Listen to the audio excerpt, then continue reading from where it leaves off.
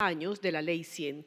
Invitamos entonces al escenario a la doctora Ana María Vesga, vicepresidente de Salud de la ANDI, quien será la moderadora de este espacio, acompañada del doctor Alberto Echavarría, vicepresidente jurídico de la ANDI, el doctor Augusto Galán, director del Centro de Pensamiento Así Vamos en Salud, y la doctora Victoria Soto, investigadora de la Universidad ICESI. Bienvenidos todos y adelante.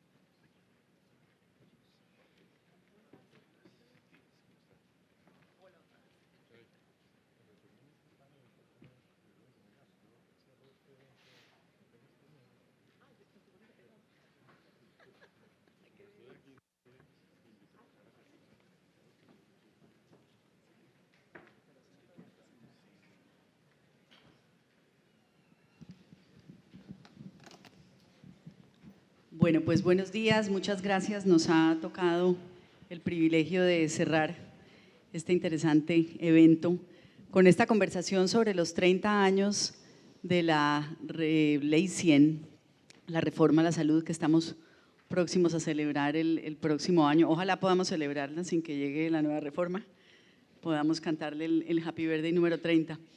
Y hoy tenemos pues unos invitados muy especiales. Quisimos hacer esta conversación en el marco de este evento, porque una de las quizá logros más importantes que ha tenido el sistema de salud colombiano, pero quizá también silencioso y menos visible, es el enorme aporte que ha tenido el sistema a la disminución de la pobreza multidimensional, a la generación de empleo, a la mayor productividad y desde luego lo que ha significado para empleadores y empleados los cambios introducidos por esta reforma hace 30 años. Y quiero empezar con un poco de guayabo por asistimos el día de ayer a la presentación del presidente Petro y la ministra Carolina Corcho en Aracataca, a lo que fue el lanzamiento del modelo de prevención y promoción de la salud, que sería quizá uno de los primeros pasos estructurales de la reforma que ha planteado este gobierno al sistema de salud. Y allí se hicieron afirmaciones duras, como decir que el sistema de salud colombiano es uno de los peores sistemas del mundo, como afirmar que ha contribuido a la inequidad, como decir que solamente aquellos que acceden a un seguro privado tienen realmente acceso y cobertura y calidad en los servicios de salud. Y uno, digamos que además de oír con un poco de sorpresa o atónitos quizá estas afirmaciones, se pregunta, uno, por cuál es la mirada que se está dando a la verdadera reflexión informada que se está haciendo alrededor de los logros del sistema de salud y cómo nos vamos a enfrentar a una conversación de reforma que va a venir en la siguiente legislatura del 23 sobre una posición tan distante entre aquellos que consideramos que el sistema, muchos, ha tenido enorme contribución al país, que por supuesto como todo sistema no perfecto, pues tiene oportunidades y necesidades de evolución y de mejora, pero también otra posición que puede perfectamente afirmar de manera tan drástica que el sistema es un sistema fallido y uno de los peores del mundo. Entonces, sobre esa, que repito, nos ha dado guayabo, nos estamos recuperando, queremos arrancar esta conversación. Y hoy tenemos, y voy a utilizar las palabras del doctor Augusto Galán, voy a presentar a este panel, de verdad que es un gusto tenerlos acá. Voy a arrancar por la doctora Victoria Soto. Victoria es economista de la Universidad de los Andes, doctora en Ciencias de la Salud Pública de la Universidad de Lovaina, especializada en Economía Social de la Universidad de los Andes y con maestría en Economía del Medio Ambiente y Recursos Naturales. Tiene experiencia en Economía de la Salud, Evaluación de Políticas Públicas. Actualmente Victoria es investigadora del Centro Proesa en la Universidad ICESI del Valle del Cauca. El doctor Augusto Galán, Mario Augusto Galán, me acabo de desayunar, que se llama Mario Augusto Galán, cardiólogo. En la partida de bautizo. En la partida de bautizo. y en Google. En el registro civil. Eso. María Augusto Galán, el doctor Galán es cardiólogo de la Universidad Colombiana de Medicina, tiene estudios complementarios en cardiología no invasiva y economía de la salud, fue ministro de Salud, embajador de Colombia ante la UNESCO, dirigente gremial de diferentes entidades aseguradoras. Actualmente el doctor Galán es director del Centro de Pensamiento Así Vamos en Salud. Y el doctor Alberto Echavarría pues no necesita presentación. Pero hoy el doctor Echavarría nos va a hablar desde, por supuesto, en su posición de vicepresidente de Asuntos Jurídicos de la ANDI, pero sobre todo de empleador y con esa mirada de lo que ha sido esa evolución del sector como para los empleadores. Y el doctor Galán me decía que íbamos a dividir este espacio entre el Antiguo y el Nuevo Testamento. Entonces, por supuesto, las canas serán en el Antiguo Testamento y aquí la doctora Victoria le pondrá el tono contemporáneo a la discusión. Y para arrancar un poco en esa historia, vamos a empezar con el Antiguo Testamento y al doctor Galán y al doctor Echavarría quisiéramos que nos contaran qué vivieron, porque nosotros no estábamos muy jóvenes, ¿cierto, Victoria? ¿Cómo era el Seguro Social y el sistema de seguridad en el trabajo antes de la Ley 100? ¿Qué pasaba para los empleadores? ¿Qué pasaba para los empleados antes de esa gran reforma? Bueno, en primer lugar, Ana María, muchísimas gracias por esta invitación y por participar en este congreso. Y en torno a esta introducción que has hecho, yo quisiera decir dos cosas que no podemos olvidar. La primera es que la política se hace en poesía, pero el gobierno se tiene que hacer en prosa. Y los discursos políticos son políticos. Habrá que ver realmente en concreto cómo evoluciona esto y todavía estamos en una etapa temprana. ¿Qué pasaba antes de 1992 desde la perspectiva, digamos, del mandato constitucional? No había cobertura universal. La historia del Seguro Social se remontaba a 1947. En esos 45 años de historia de la seguridad social en Colombia, se había alcanzado por parte del Seguro Social una cobertura del 16% de la población, no había cobertura familiar, se cubría a la cónyuge durante el embarazo y al bebé en el primer año de vida en materia de salud. Ese era el escenario y la cobertura total llegaba al 23% porque la complementaba las cajas de previsión, la Caja Nacional de Previsión y una cantidad de cajas y cajitas y cajones que habían en los municipios y en los departamentos. El Banco de la República tenía un servicio de salud, Ecopetrol tenía otra, la empresa de teléfonos de Bogotá, el acueducto, cada uno tenía como una caja de previsión. Entonces, eso estaba muy disperso. Muchos no tenían nada o tenían muy poco en servicios de salud y muy pocos tenían todo. Eso en términos pues, de universalidad. En términos de solidaridad, pues el sistema no era solidario, lo acabo de mencionar. Digamos, quienes tenían seguridad social, pues tenían acceso a una buena cantidad de servicios en salud. Pero la financiación del sistema estaba dividida de la siguiente manera: el 57% del gasto total en salud era gasto de bolsillo o gasto de seguros privados. Quien tenía esa capacidad tenía esa posibilidad. Con eso se cubría el 17% de la población. En otras palabras, no se cubría. El 17% de la población tenía la capacidad de financiar su salud de manera muy inequitativa. El resto de la población, ya mencioné el 23% en la seguridad social, y esa seguridad social consumía 3 veces más los recursos que tenía el sector público para financiar la salud, el sector público, hospitales públicos y centros de salud, que debía cubrir al 60% de la población que no estaba ni en la seguridad social o no tenía la plata. Ese era otro escenario, pues el de la solidaridad era totalmente insolidario el sistema y segmentado en esos subsistemas. Y en tercer lugar, el tema de eficiencia. El tema de eficiencia pues no existía. El gasto público era un gasto que inducía al despilfarro. A ver, me explico.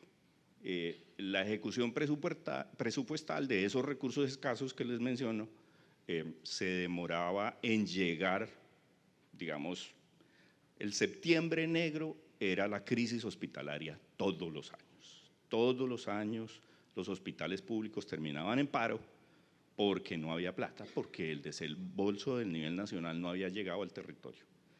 Y empezaba a llegar, digamos, el 80%, el 70%, entre el 70 y el 80%, en esos últimos 3 meses del año, con un incentivo perverso. Como eran presupuestos históricos en los hospitales, si el hospital entraba en superávit, el año entrante le recortaban el presupuesto. Entonces al director del hospital lo operaban una sola vez, pero en la segunda no se dejaba operar. En la segunda entraba en déficit, porque obviamente recibía más. Entonces el gasto en salud era muy ineficiente. Y obviamente había mucha inequidad en la asignación de recursos, los subsidios a la oferta realmente no llegaban a los quintiles más pobres de la población. En fin, en resumen, no había universalidad, no había solidaridad y la eficiencia era muy pobre. Doctor Alberto, ¿y usted qué opina? Gracias, Ana María. Y me sorprende que me inviten a hablar aquí como empleador. Yo normalmente me sustraigo de hablar en esa dimensión porque pues, soy un representante más conocido por estar en la dirigencia gremial y desde hace mucho tiempo. Pero para basarme en información precisa y para que ustedes tengan elementos de sustrato, voy a leerles unos parrafitos de un documento del Departamento Nacional de Planeación de 1996, hecho en el gobierno del Salto Social, que ahora está muy conectado con las nuevas corrientes del cambio. Y particularmente ese documento decía que después de las distintas características que representaba el Seguro Social, hasta 1993, que es la ley que hizo la transformación del sistema de salud y de otros, el Seguro Social, que era la entidad que concentraba, que monopolizaba, la entidad estatal que atendía la salud, tenía 3.425.000 afiliados en los 3 regímenes, pero particularmente en salud, pues equivalía a un 26%, año 1993, de la población ocupada nacional, y particularmente en cobertura familiar, porque hacía extensión a la familia, había 2.090.000 personas. Es decir, esa era la dimensión de lo que se cubría. Hoy, si ustedes se preguntan cuántos son los colombianos, muy rápidamente podrán decir que somos más de 50 millones. Pero si nos devolvemos 30 años, digamos la mitad. No tengo la estadística específica aquí. Pero si estamos hablando de 3,5 millones más 2, 5,5 millones de personas, frente a cerca de 23, 25 millones de personas que tenía Colombia. Esa era la realidad de un sistema único a través de la administración pública. Esa es una realidad. Y particularmente cuánto representaba desde el punto de vista de los ingresos. Este mismo documento trae referencia de que había recursos equivalentes a, en esa época, 1996, el Seguro Social recibía cerca de 4 billones de pesos, o sea, millones de pesos. Pero en salud equivalía a esos recursos que recibía a casi el 43%. Es decir, el Seguro Social administraba 3 negocios, o 3 actividades: pensiones, salud y riesgos profesionales. Y concretamente, esos recursos representaban el 15.3% del presupuesto general. El presupuesto general ahora es 405 billones de pesos. O sea que el 15%, estamos hablando de cerca de 60 billones de pesos, estoy hablando en términos muy redondos. No hay ninguna entidad del país que tenga unos recursos de esa naturaleza. Para que tengan ustedes una referencia, el Instituto de Bienestar Familiar tiene un presupuesto hoy cercano a los 8 billones de pesos. El Seguro Social tendría hoy, si existiera, más de 60 billones de pesos. 60 billones de pesos para atender a la población colombiana. Estamos hablando de, si esos son los recursos, el 43% de esos recursos serían para la salud. Estamos hablando de cerca de 25, 26 billones de pesos. Si hoy tuviéramos el Seguro Social con 25, 26 billones de pesos, hoy frente a lo que se destina a salud en Colombia, asignado a presupuesto nacional, que supera cerca de los 50 billones de pesos, estamos hablando de una destinación de más del doble de los recursos que se destinaban hace casi 30 años.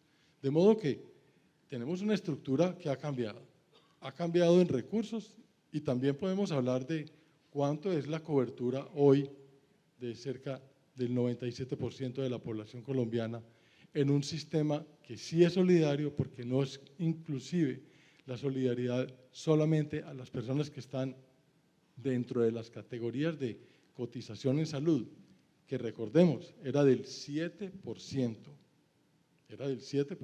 antes de 1993, frente a una cotización que subió en salud al 12,5% y que después tuvo unos cambios y que seguramente será objeto de mayor análisis más adelante. Pero quería poner estos referentes históricos y además cuantitativos para determinar qué era lo que teníamos y qué es lo que tenemos ahora.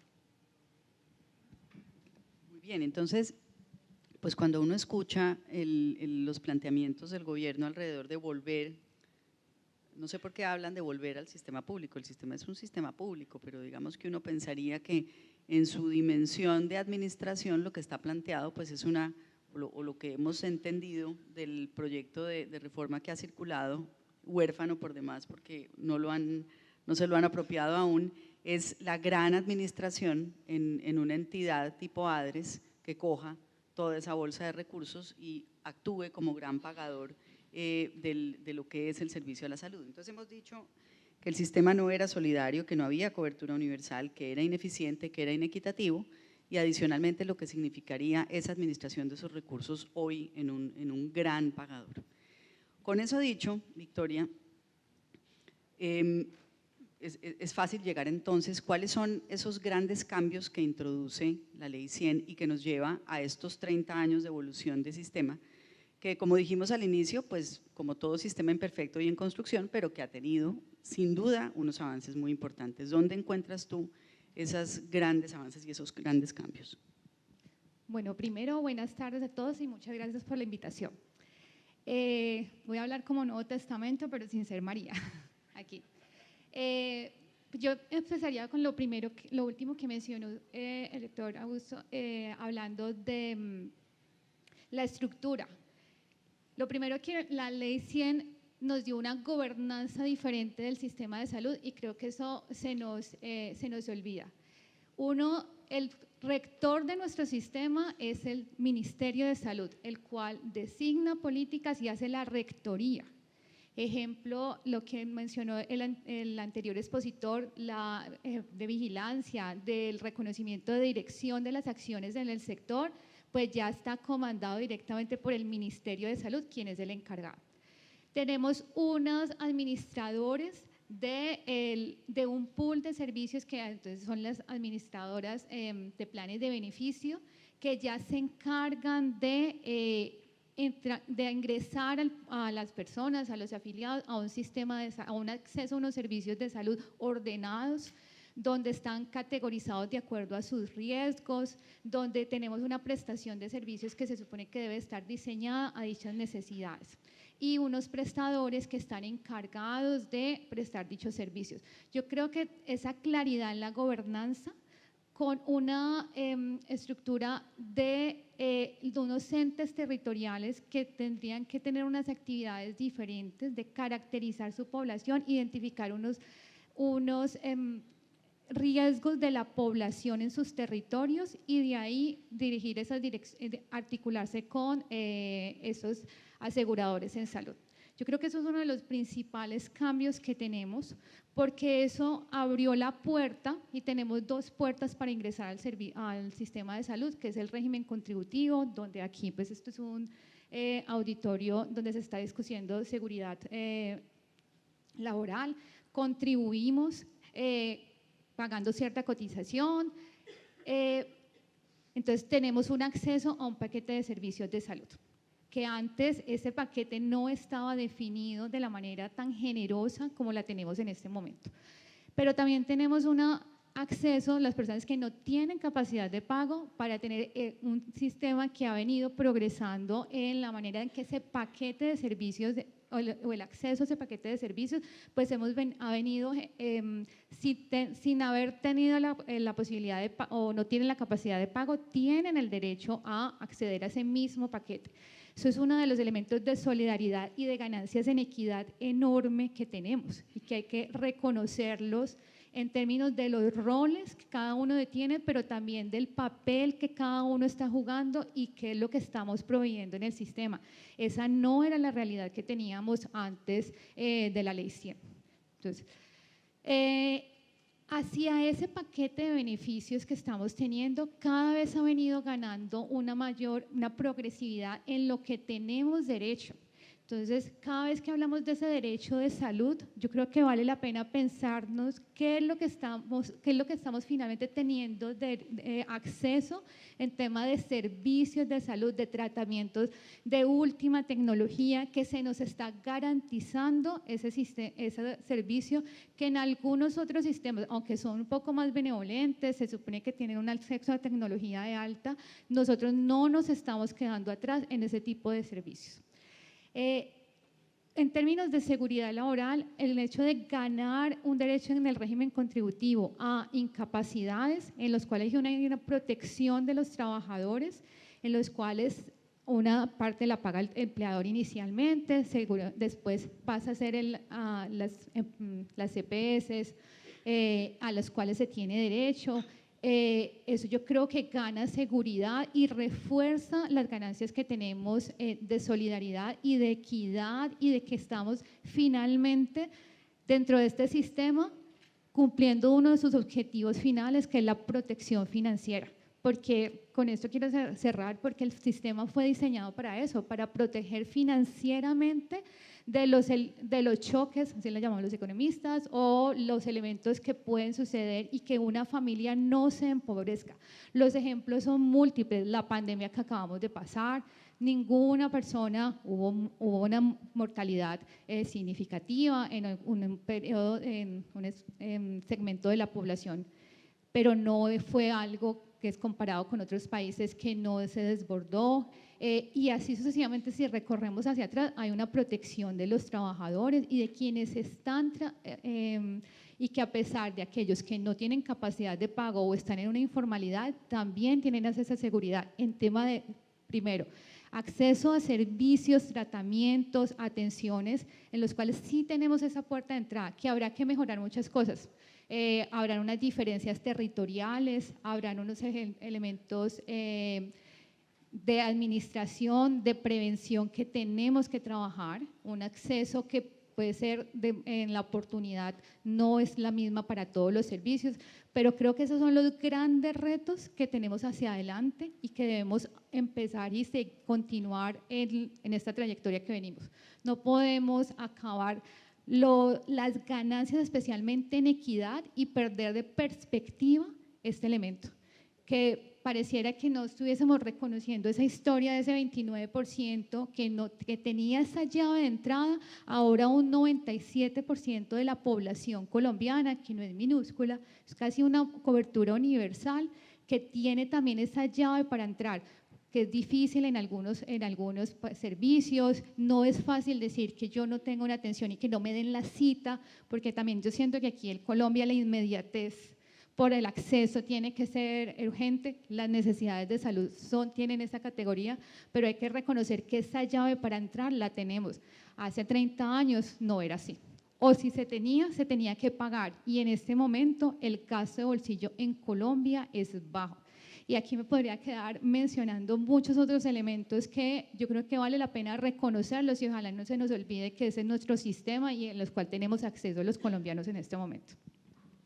Muchas gracias, Victoria, y traes precisamente dos temas que hemos trabajado mucho desde la Cámara de Aseguramiento. Aquí nos acompaña el doctor Carlos Dager, director que representa pues, a las EPS agremiadas en la ANDI. Recientemente y con ocasión de la pandemia contratamos y trabajamos con la Universidad de Antioquia un estudio sobre gasto de bolsillo en pandemia. Nos comparamos con países, por supuesto, del Club de la OCDE, pero también con países de renta media similar a nuestro país para observar qué pasó en las familias en la atención de COVID.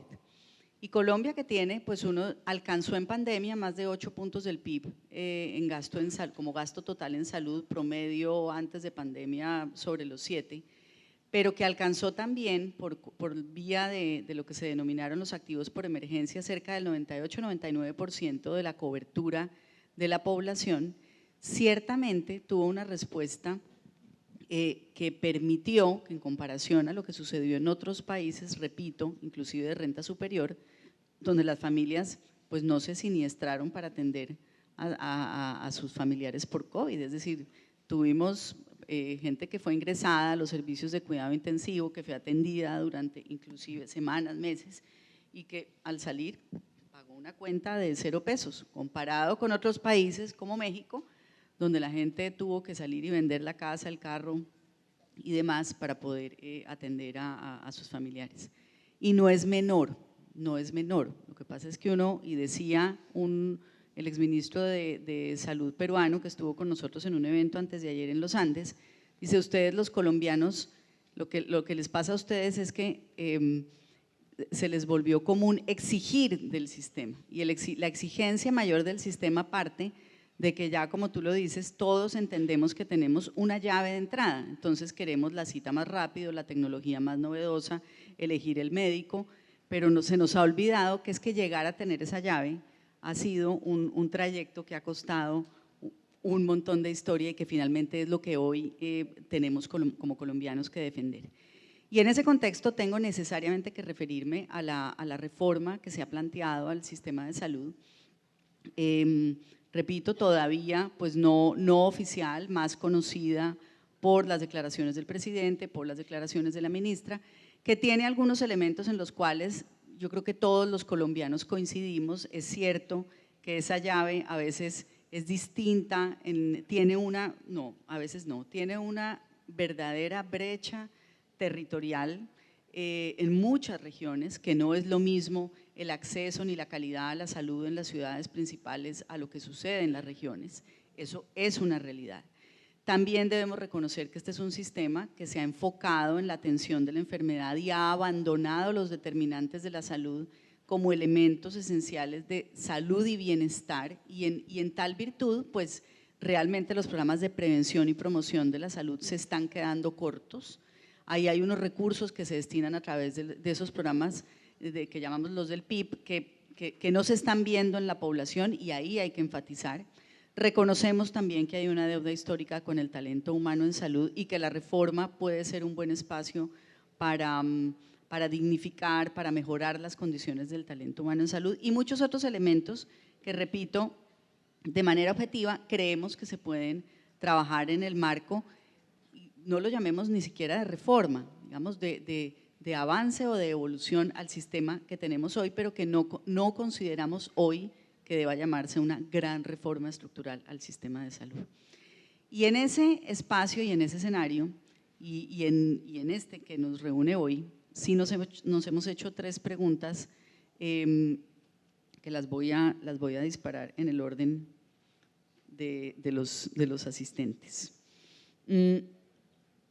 Para el doctor Augusto, ¿cree usted que nosotros debemos regresar? Me voy a ir al año 2012, creación del CRE, la ley de empleo, y entonces se dice que los empleadores no van a tener que contribuir con el 8.5% de la cotización de aquellos empleados que ganen menos de 10 salarios mínimos.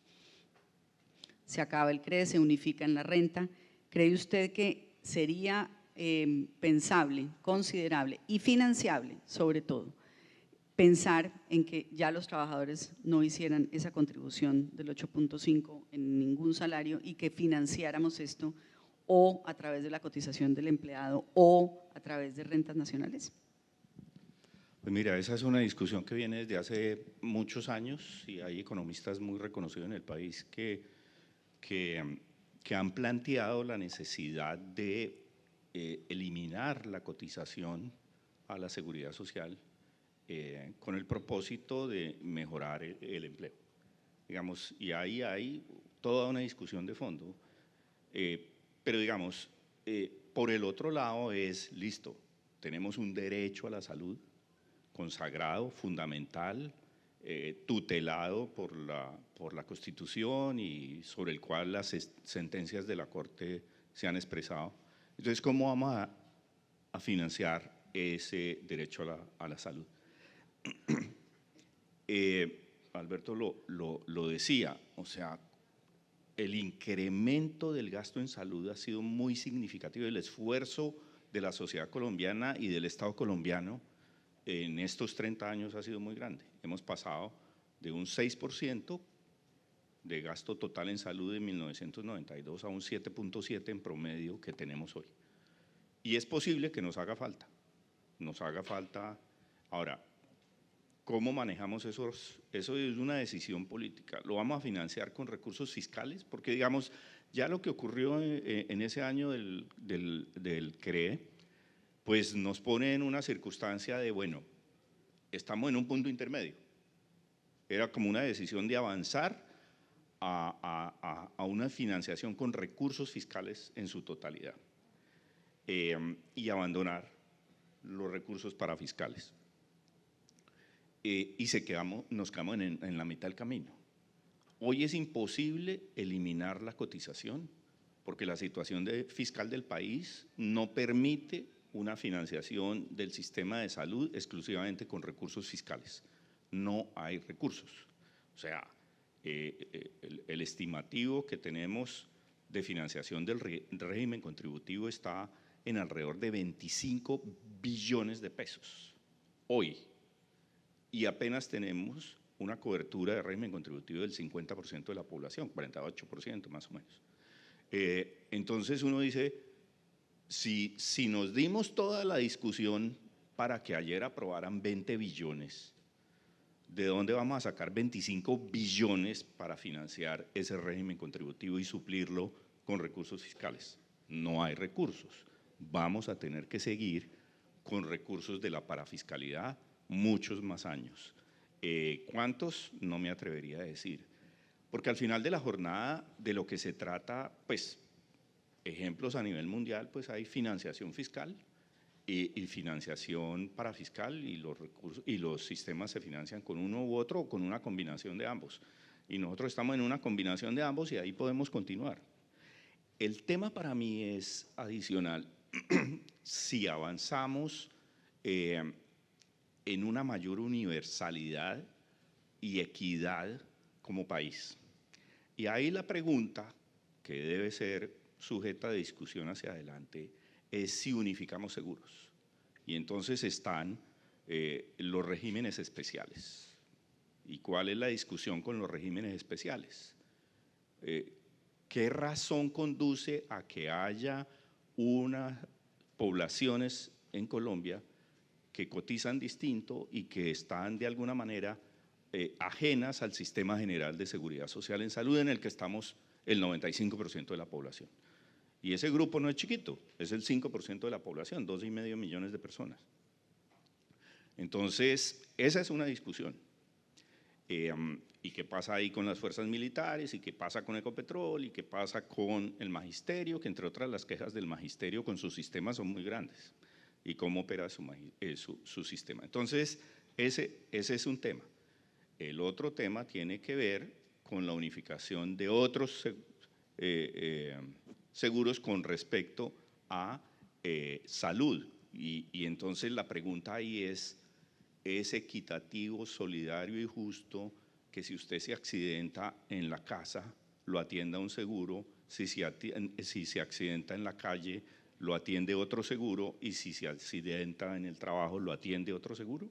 ¿O hay que unificar porque le estamos generando barreras de acceso a los usuarios y estamos generando grados de inequidades? ¿Y cómo vamos a financiar eso? Entonces, ahí hay una pregunta sobre ese tema. ¿Cómo unificamos esos seguros también? Bueno, y usted que es un alumno aventajado se me adelantó al siguiente planteamiento, pero antes de hablar de la unificación de los seguros y de los regímenes especiales, que son preguntas en este panel, quiero devolverme con el doctor Echavarría para escuchar su reacción sobre la eliminación de la contribución en cabeza de los trabajadores en la cotización. Sí, y yo comparto mucho con Augusto los lineamientos de los puntos críticos para llegar a una deliberación de ese orden, porque la política se hace construyendo sobre las realidades y no sobre imaginarios, y esas son unas limitantes muy grandes para implementar, pero desde el punto de el ideal, no obstante que otros sistemas en otras partes del mundo tienen establecido una forma de conexión de la seguridad social con el trabajo. En economías como las latinoamericanas, en donde hay un alto nivel de informalidad, uno debiera tender a desagregar las contribuciones a la seguridad social de la generación formal del empleo. Uno debiera tender a eso. ¿Qué tipo de instrumentalización hacer? Es parte de todos estos elementos para discutir. Lo que pasó en el año 2012 es un buen experimento de lo que pudiera ponerse en un proceso evolutivo adicional. Y yo creo que vale la pena hacer esfuerzos, incluso desde ahora, aunque no se apliquen inmediatamente. Es decir, si vamos a pensar en una estructura que lleve hacia ese horizonte, la debemos implementar pensando en un horizonte del mediano plazo, pero discutido desde ahora, que nos invitan precisamente a hacer reflexiones en distintos frentes.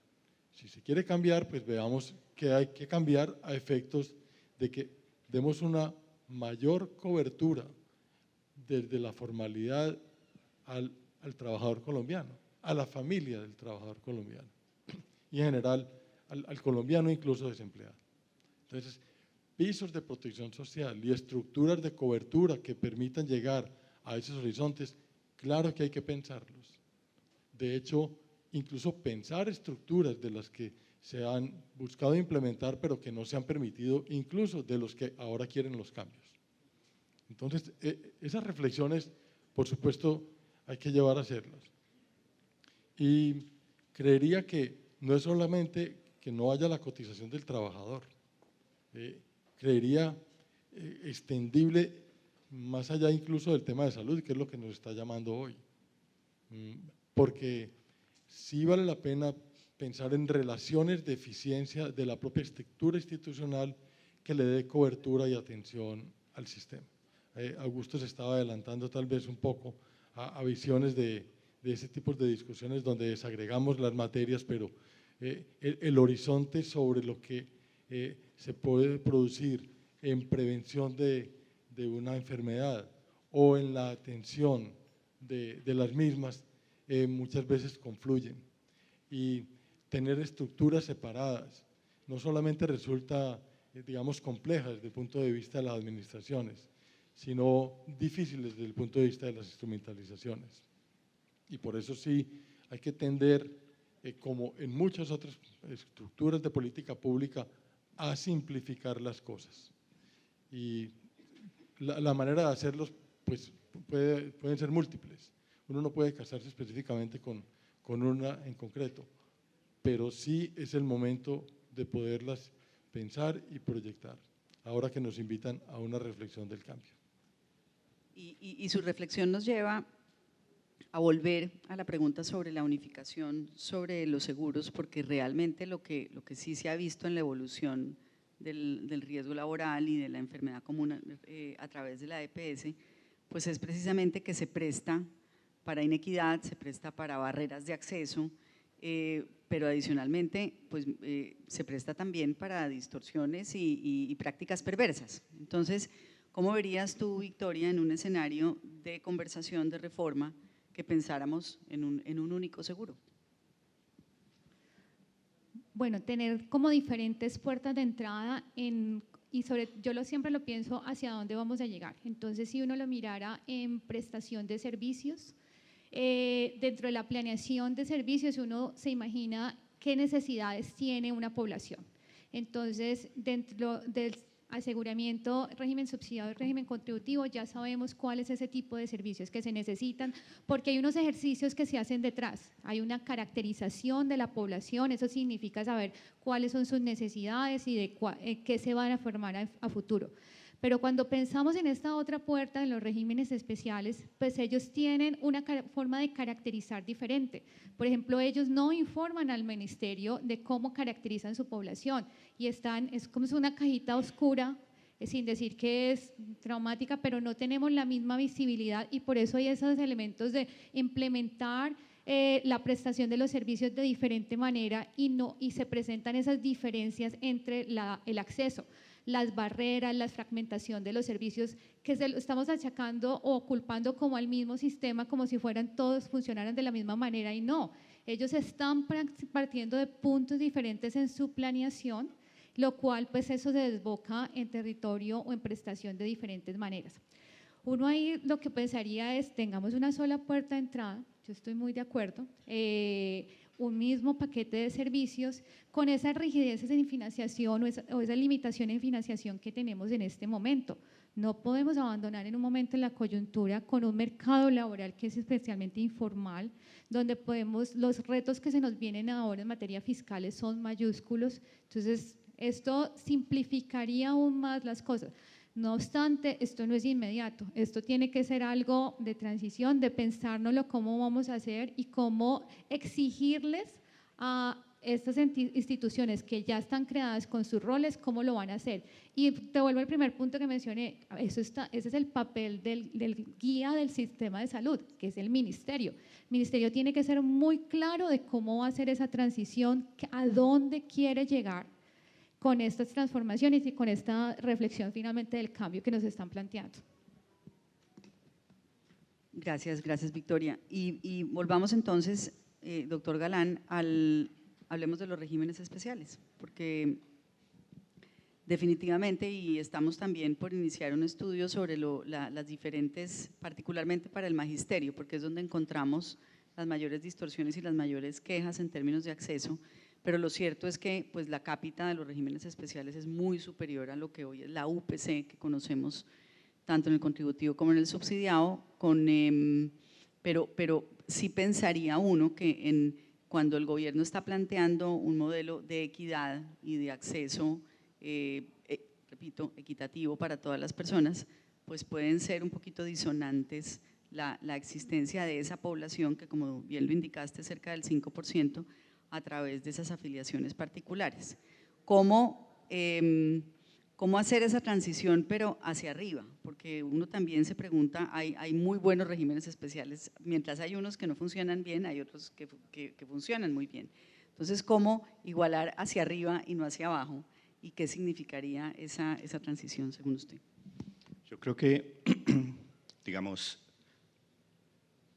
cuando uno escucha o lee ese proyecto de ley que ha circulado, que uno no sabe si es o no es del gobierno, como que uno queda inquieto en el sentido de que esto que están planteando, ¿a qué se parece?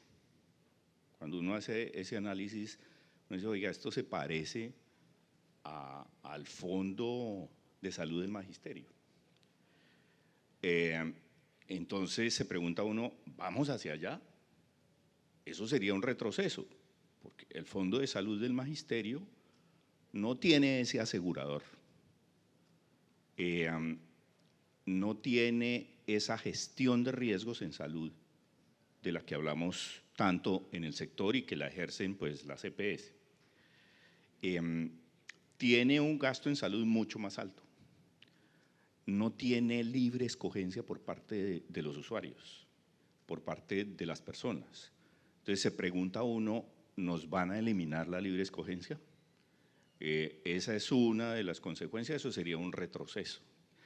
Hay un tema que no se discute públicamente sobre el principio de progresividad, esto es como muy constitucional y todo este cuento, pero el principio de progresividad no solo está señalado por parte de la Constitución y de la Corte para que el sistema de salud, digamos, entienda que hay un reconocimiento desde la Corte Constitucional de que el país no tiene la disponibilidad de recursos inmediatos para satisfacer ese plan de beneficios tan amplio que tenemos y que eso se debe traducir en un plan de acción financiero y de beneficios que permita progresivamente satisfacer el derecho a la salud. Pero lo otro adicional que viene de ese principio de progresividad es que no puede haber regresividad cuando se toman decisiones y modificaciones normativas. Entonces, cualquier decisión que vayamos a tomar ahora no puede hacer regresivo el derecho. Entonces, cuando uno dice, ese proyecto de ley tiene bastantes cosas, yo lo asemejo a lo que nos está pasando en Bogotá con el tema de la movilidad, que no le puede pasar al sistema de salud colombiano por este principio de progresividad. Y es que la movilidad en Bogotá tiene que empeorar para que eventualmente mejore. Entonces, claro, para hacer las obras nos tienen que trancar más y estamos totalmente trancados. Eso no puede pasar en el sistema de salud, que unas decisiones que se adopten hoy, posiblemente con buena intención, posiblemente con una visión que uno no entiende bien o como sea, eventualmente dentro de unos años el sistema va a mejorar. No, el sistema tiene que seguir mejorando. Entonces no podemos perder lo que hemos alcanzado. Ese yo creo que pues es la discusión de fondo en ese tema sobre esos cambios que se están planteando. Y uno central es el tema de la gestión de riesgos que tiene el asegurador y que tiene la EPS. Entonces la discusión no es si desaparecen o no desaparecen las EPS, la discusión es vamos a eliminar la gestión de riesgos y entonces a qué sistema de salud nos vamos a ir. ¿Y eso representa un retroceso? Muy posiblemente sí. Sí, sin duda, y esa discusión nos daría para quedarnos aquí un rato más largo a partir realmente de la reflexión del papel del asegurador que se ha entendido, sí, se ha entendido por el gobierno como un intermediador financiero, desconociendo toda la labor de agencia y contención que hace hoy, pero bueno, sí, ese es otro, nos da para otro espacio. Doctor Alberto, una reflexión final. Nos quedan 4 minutos y quisiera pedirle a cada uno unos minuticos para cerrar, pero ¿cuál cree usted que deberían ser si tuviéramos oportunidad de iniciar esa conversación? Si nos oyeran primero, si tuviéramos oportunidad de avanzar en la conversación, ¿cuáles serían esos cambios que uno quisiera o oportunidades en el marco de una reforma? Sí, Ana María, pues lo primero, como lo está planteando usted condicional, si nos oyeran, lo primero es que nos oigan. Lo primero en un marco de una democracia es que debe haber amplios espacios donde se pueda hacer deliberaciones, muy a lo que plantea el gobierno de hacerse en unos marcos amplios con distintos tipos de representaciones. Está bienvenido ese proceso, pero nunca puede olvidarse discutir con las organizaciones más representativas y particularmente el mundo formal tiene organizaciones representativas que no se pueden simplemente desconocer en el marco de querer escuchar a otros sectores de la sociedad. De manera que la discusión tiene que ser amplia, pero también igualmente informada y obviamente reconocida sobre las realidades. Uno no puede permitir que empecemos un debate en donde el presupuesto que da el jefe del Estado es que lo que hay no funciona, sin un sustento. Y cuando uno, simplemente como ciudadano, ahí me pongo el papel de ser un simple empresario, ante esa afirmación, pues yo me puse, como cualquiera de ustedes, a mirar por Google. A ver, cuál es el sistema de salud que tiene el país. Y si bien nos están invitando a crear equipos médicos interdisciplinarios territoriales, los famosos EMIT, en 23 departamentos y en 213 municipios, pues uno encuentra por Google que cuando van a hacer el sistema de evaluación de salud, se toman distintos referentes. ¿Cuáles? Los derechos de los pacientes y las listas de espera. ¿Cuánto tiempo se está demorando en atender un servicio? La prevención. ¿Cuánto se está invirtiendo en prevenir que precisamente no se enfermen las personas? Los famosos programas de PIP que están establecidos en la famosa Ley 100. Los accesos a sanidad gratuito. Cuando nosotros miramos que cerca de la mitad de la población colombiana está en el régimen solidario, subsidiado, pues tenemos un alto nivel de cobertura en Colombia. De eficiencia, por supuesto puede haber muchas deficiencias de cobertura en algunas partes del país, pero no debemos olvidar esto, cerca del 90% de la atención del sistema de salud es del sector privado. Cuando le van a llamar a un cambio, es un cambio de quién y para qué. Olvidémonos que esto no se puede transformar tan súbitamente teniendo en consideración estos elementos. Lo otro, la esperanza de vida, que no la da específicamente únicamente un sistema de salud, pero sí es muy predominante. Y debemos ver las estadísticas de cómo ha crecido en Colombia la esperanza de vida en los últimos 30 años. Y la inversión pública en sanidad, de qué manera el Estado invierte en la salud y precisamente cuánto invierte el propio sector privado en ella. Con referentes de estos, en una información que saqué de una página que se llama Clinic Cloud, Colombia está en esta lista de primero en América Latina y particularmente en el mundo está de 22. Entonces, de 190 países que tiene el mundo, por lo menos de los que yo registro cuando voy a la OIT, estar de 22 no es estar de los últimos. Tal vez vieron la lista al revés. Ahora, ¿qué más debiera hacerse? Un trabajo de análisis calmado, depurado en el tiempo, con amplios niveles de divulgación e información. Y por supuesto, de lo primero que tiene que partirse cuando hay un diálogo amplio, y es el respeto. Dejo ahí. Muy bien, coincidencia. Victoria. Bueno, muy en la línea de lo que mencionó el doctor Alberto. Pero yo pensaría que no podemos cambiar o proponer un cambio sin tener claro el norte. Para mí todavía me es confuso saber a dónde queremos llegar. Por ejemplo, con estos grupos multidisciplinarios, eso es una de las tantas estrategias que hay para llegar a solucionar un problema de acceso. Se supone que eso son soluciones para territorios donde la gente no puede llegar, pero eso es una solución en algunos sectores en zonas urbanas, por ejemplo, donde no necesitamos que todos los médicos lleguen a nuestras casas, porque podemos ir a un centro de salud o podemos ir a un hospital a tener nuestro servicio de salud.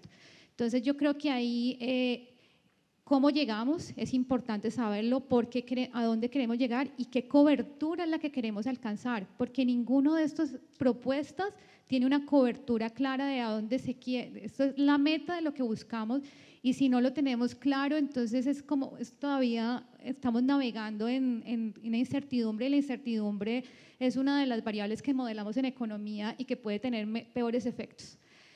Pensándonos hacia futuro y lo que yo vengo de una discusión del discutir como el propósito de los sistemas de salud, un ejercicio que deberíamos de apuntarle es a tener información en el sistema. En el sistema de salud se produce mucho, desde el SOAT, desde el riesgos laborales que ahora mencionaron, desde el sistema mismo de prestación, pero esta información no la estamos leyendo, no la estamos analizando como sector.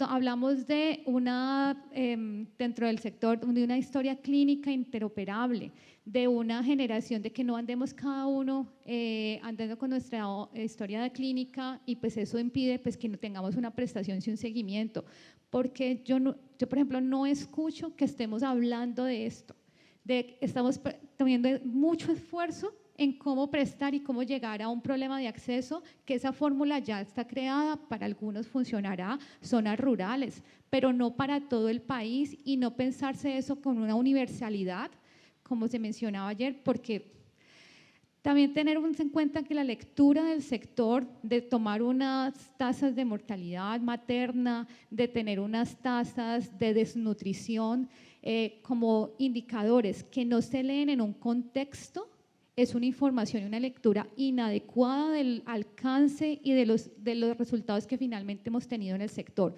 ¿Por qué? Porque no solamente obedecen esos resultados en salud a el sector salud o la prestación de una atención, obedece a otros sectores y se los estamos aplicando al sistema de salud. Ejemplo, el agua. Colombia necesita una cobertura adecuada de alcantarillado y acueducto. Y esto no es responsabilidad, eso no lo está financiando el sistema de salud, pero no tenemos las consecuencias de eso. Entonces, si no tenemos en cuenta el contexto, pues tenemos algunas limitaciones en el análisis y en qué finalmente estamos llamando como peor o mejor sistema de salud.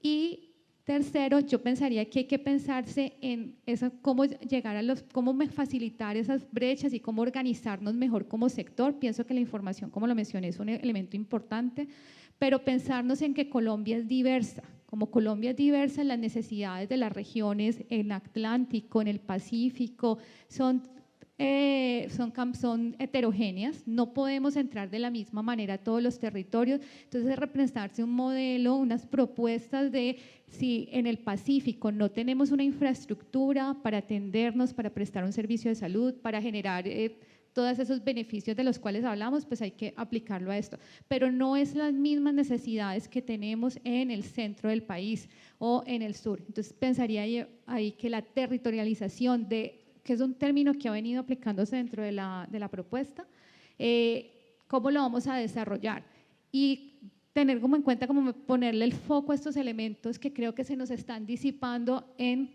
una en una estrategia que es específica, pero que no va a mejorar los problemas estructurales que tenemos en este momento y hablar de esa progresividad que estábamos mencionando ahora. Y ir hacia adelante. Gracias, Victoria. Muy bien. ¿Y doctor Galán, para cerrar? Pues mira, yo muy corto, porque creo que he usado mucho el tiempo. Más gestión, menos normas, diría yo de manera general para empezar. Segundo,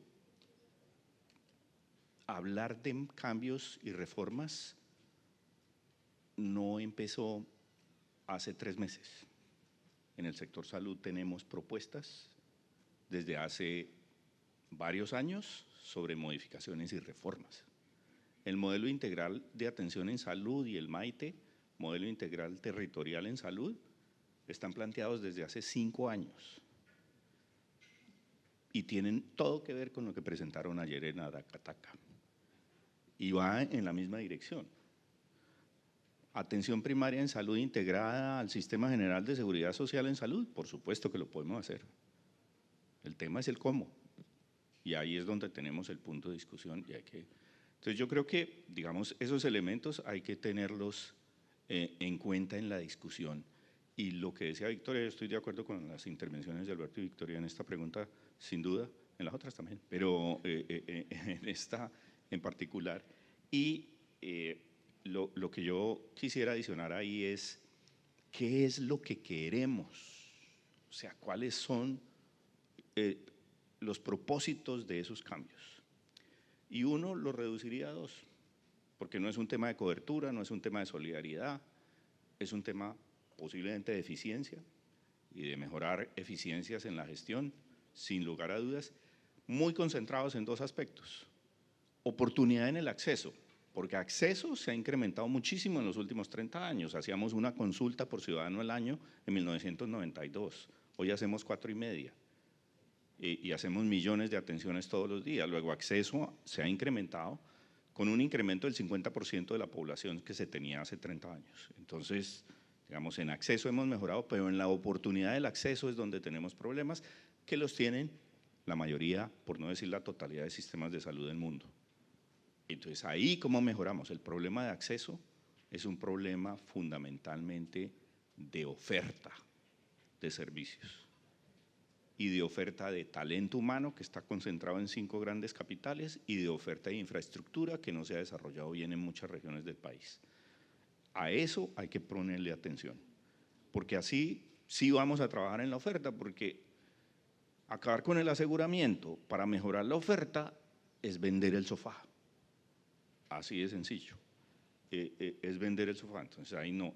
En el otro tema que tenemos que trabajar es en cerrar la brecha entre la salud rural y la salud urbana, y ahí la prioridad es presencia del Estado en los territorios y desarrollo social y económico en los territorios, determinantes sociales de la salud que tanto hemos hablado, ¿sí? Agua potable, acueducto, alcantarillado, vías terciarias, ingresos dignos, acometidas de servicios públicos. Eso es que está directamente relacionado con lo que ayer se quejaban ellos. Indicadores de mortalidad materno-infantil están directamente relacionados con las condiciones de vida de las personas, con la pobreza. Entonces tenemos que trabajar es en eso, pero acabar el aseguramiento, acabar con la gestión de los riesgos no va a solucionar esos problemas. Bueno, pues, doctor Alberto. Sí, déjame agregar una idea adicional a todo lo que se ha planteado, y lo voy a decir desde el atrevimiento porque no soy economista y estoy al lado de economistas. Pero en el sistema de salud también hay que plantear que como es una integración de oferentes para la prestación integral de un servicio, debe haber mayor velocidad de la circulación de los recursos. Es decir, no solamente cuántos recursos tiene que haber en el sistema, sino a qué velocidad se mueven los recursos. Es decir, crear un M2 del sistema de salud para hacerlo mucho más eficiente. Bueno, pues como ven, esta discusión podría continuar y continuar, pero aquí nos regalaron unos minutos adicionales y vamos cerrando, y les agradezco enormemente. Creo que una discusión súper productiva que continuará. Muchas gracias a todos. Muchas gracias. Muchísimas gracias por ese segmento tan especial, y quiero invitar para las palabras de cierre al doctor Alberto Chavarría. Por favor, doctor Alberto, si me acompaña.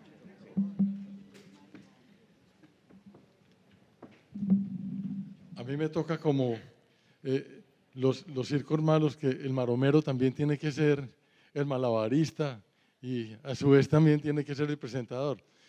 No, yo quería cerrar este maravilloso evento agradeciéndoles a ustedes porque han hecho que esto sea un evento muy significativo, no solamente en interés de ustedes, sino en lo que desde aquí podemos proyectar precisamente en un momento donde hay tanta expectativa por las certezas jurídicas que ustedes reclaman, pero al mismo tiempo de las expectativas que tienen quienes entran a gobernar.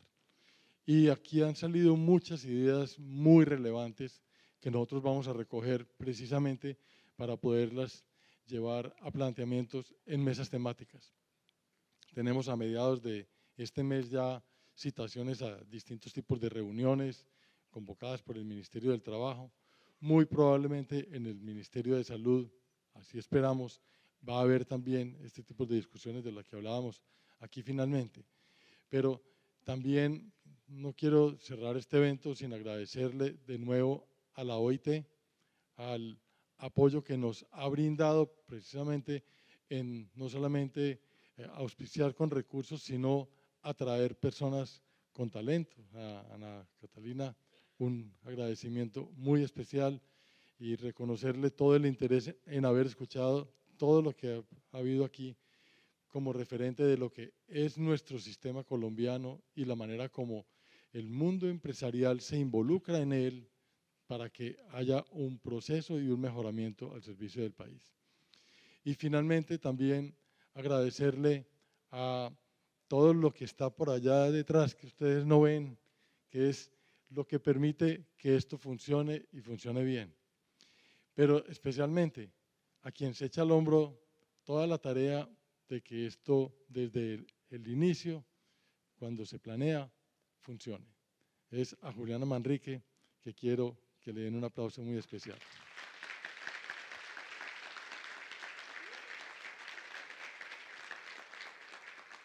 Muy bien, les deseo un muy buen regreso y los que se van a quedar este fin de semana, entiendo que va a haber aquí el reinado de la belleza y adicionalmente pues todo lo apacible y agradable que es esta ciudad. Muchas gracias. Muchísimas gracias. Está muy enterado, ¿no?, del reinado. ¿Cómo les parece? Así es. Ay, no te puedo creer. Bueno, no, Cartagena tiene muchos escenarios para, por supuesto, atenderlos como se merecen este fin de semana y siempre. Este será su hogar y su casa. Y bueno, muchísimas gracias a los que participaron, muchísimas gracias a los asistentes, conferencistas, y de esta forma damos por concluido el segundo encuentro de seguridad y salud en el trabajo de la ANDI.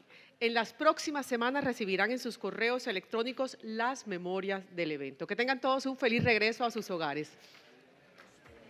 Hasta luego.